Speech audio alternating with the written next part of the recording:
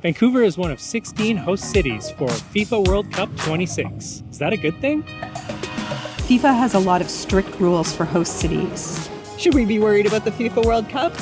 Or should we be really excited about it? They require expensive investments, bylaw changes, and zoning changes.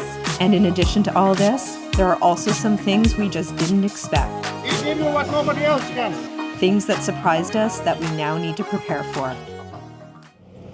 Chris and I have just gotten back to Vancouver after traveling through Africa for the last 5 months. And we were so surprised by how much the downtown area of Vancouver has changed because of the FIFA World Cup. Some of the changes are exciting, some of them not so much, and some things we just didn't expect. We're going to walk around downtown Vancouver now, and we're going to show you what's different. Vancouver's biggest venue, BC Place, right here behind me, will host 7 matches starting on June 13th. But is everything as ready as it should be? The building right behind me, the one under construction, is located right next to BC Place. Now, back maybe 6 months ago, it was promised that this was going to be totally ready for the FIFA World Cup, but now 2 weeks out, I don't think it's going to happen. Behind me is the Terry Fox statue. It's one of my favorite statues in Vancouver. But you can see right now you can't get to it at all. It's completely fenced off. We won't be able to access it, to hang out, to do anything like that till the end of July. Normally we'd be able to enter BC Place from here at the corner of Beatty and Robson. But now there's so many fences you can't get to it. Even if you're thinking, oh, I normally would use this stadium Chinatown Skytrain exit to access the stadium. Even that's been completely shut off for the FIFA World Cup. Now you have to go all the way to Main Street Science World Skytrain station and then take a long walk all the way back to BC Place. A lot of people don't think about the impact big events like this can have on emergency responders. Everything from the speed of ambulance responses to supporting people who have had a disaster. Chris and I volunteer providing emergency support services. So that typically means supporting people who've just had a fire in their home or their apartment. Often we help them by finding a place to stay for them in a hotel.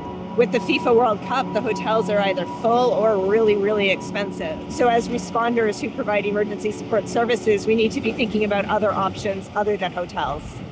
And with that, I think it's time for a coffee break. Delicious. And I already got into the cookie. Very good.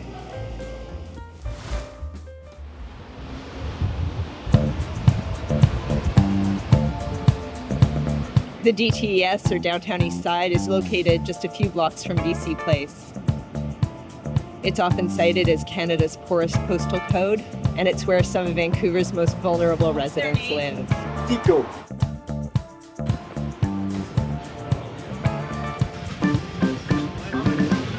I think what a lot of people miss about the Downtown East Side, because they're just reading the headlines that are clickbaity, is the strong sense of community here. He's the king of this side. He give you what nobody else can.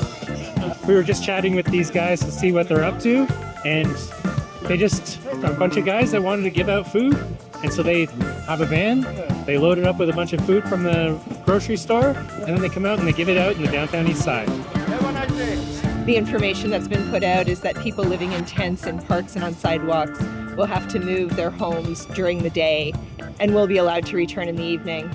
We'll have to see how that actually plays out and if it works out or not. As part of the cleanup efforts for the FIFA World Cup, City of Vancouver is getting rid of tons of graffiti. I'm just looking at the height of these fences that are completely surrounding BC Place. I can't get over the height of them. Of course, you need to make sure things are secure, but the height of these fences, it feels so exclusionary to me. Not sure I like it. We're here at Main Street Science World Skytrain Station. This is the Skytrain station you need to come to if you want to go to the FIFA World Cup matches at BC Place. You come here, you get off, you walk quite a bit actually, maybe 15, 20 minutes, and then you'll be at BC Place. Behind me is Science World, and it's been turned into a giant soccer ball. And what I just learned is that if you look at it, you'll see 3 stripes. And those 3 stripes are called the Trianda. And they represent the 3 host countries of the FIFA World Cup.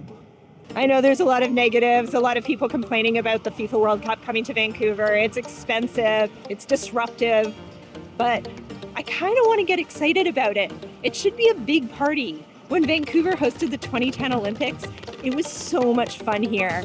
And even if it's just a fraction of that fun, it's still going to be awesome.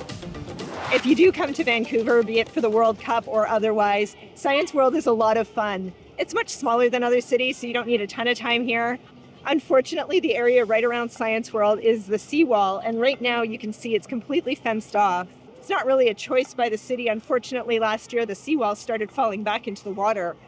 The building that Science World is in was built for Expo 86, and all of the surface area here, the stuff that's collapsing, was built for that too, which is why it's kind of running its age, and now it needs to be repaired. One of the things that I love about Science World is these balls here. So let's go watch them. It's not working. I'm not sure if it's actually working today. Sometimes it's broken. Hopefully you will come on a day when all the balls are moving and it's so much fun. The balls might not be running today, so I want to show you my other favorite spot to check out just outside Science World. But to see it, you got to go around the back towards the water. We're heading there now. Okay, here it is. Awesome. Okay. Apparently, it is also not working. It's very disappointing because I've topped both of them up so much. And now you can't see the balls and you can't see the water feature. Hopefully they will start up soon. Let me know in the comments if they're working yet. I'm sorry I disappointed you with stuff not working at Science World, but at least here in Olympic Village, I can show you my favorite footbridge. I just love this bridge, it's so cool. It just takes you over a small part of the creek. It's pretty awesome. If you watched our video on London, it's not unlike the Millennium Bridge, just a little shorter.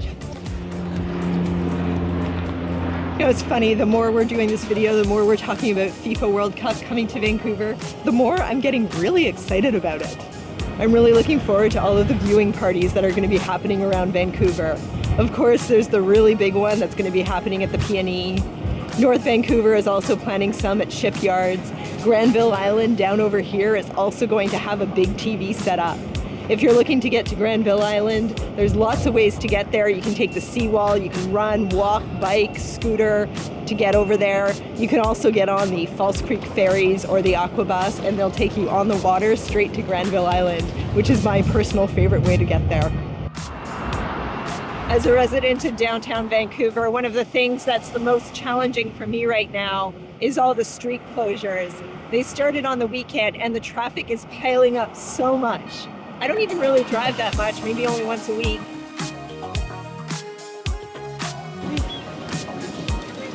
The big question is, are all of these changes going to be worth it? Will Vancouver become a really fun city during the FIFA World Cup?